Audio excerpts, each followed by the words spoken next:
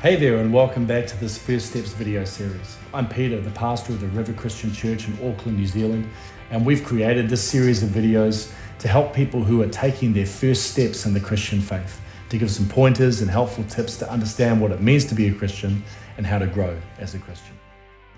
Now, when you gave your life to Jesus, a number of amazing things took place.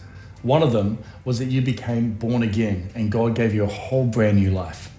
Another thing was that you moved from being like an orphan, being the only one looking out for your own well-being, to being a child of God. You became part of His family.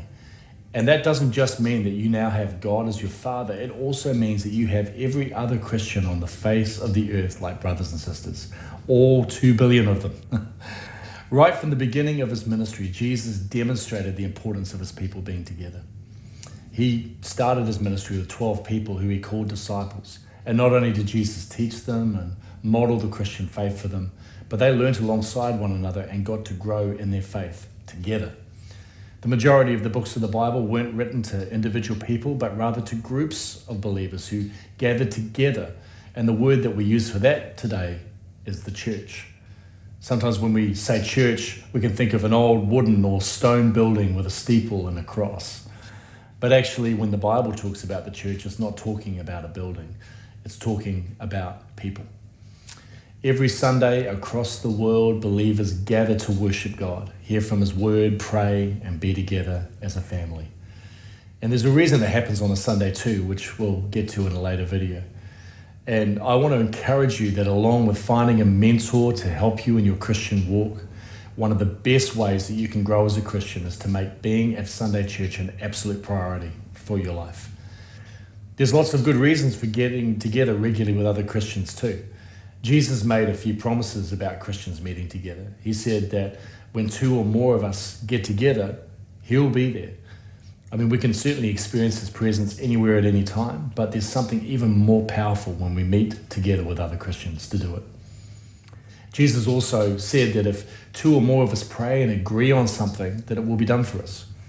Although God obviously still hears us when we pray by ourselves, again, there's something even more powerful when we pray with other believers. In the Bible, it tells us as believers not to give up meeting together, but to spur one another on to love and to good deeds. And when we come to church and get around other believers, not only does it encourage us, but it also encourages them as well. We're living more and more today in a world that runs 7 days a week, and it can be a real sacrifice when you're first starting out to make Sunday church a priority for your life. Often it means you'll need to stop doing something or maybe shift it to another time to make room to be at church. But you know what? When you think about it, when something's really valuable to us, then we will always find a way to include it in our lives. If your relationship with Jesus is the one thing that's going to take you safely from this life into the next, wouldn't you want to make sure that you could do everything in your power to strengthen it? Committing regularly to being at church is one of the most effective ways that you can grow your faith. And as a pastor, I can tell you that I have seen time and time again that there is a definite correlation between people growing in God and then prioritizing Sunday meetings.